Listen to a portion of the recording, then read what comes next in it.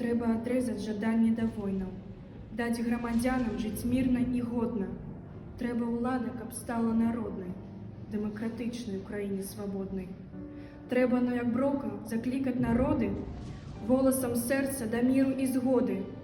Трэба нам кожнаму цвёрда ўцяміць, шляхам да міру кіруе нас памяць. Помніць аб зверствах, дзе безліч ахвяраў, помніць бамбёжкі і жахі пажараў, помніць аб тых, хто гарэлі ў хатах, помніць стагоддзі злачынцаў і катаў, помніць аб тым з цвёрдай мэтай да міру, звесці вайну назаўсёды ў магілу, даць нашым дзецям і ўнукам надзею, стаць у жыцці на шляху дабрадзею, веру з любоўю ўзяць за высновы, голас узняць роднай матчынай мовы.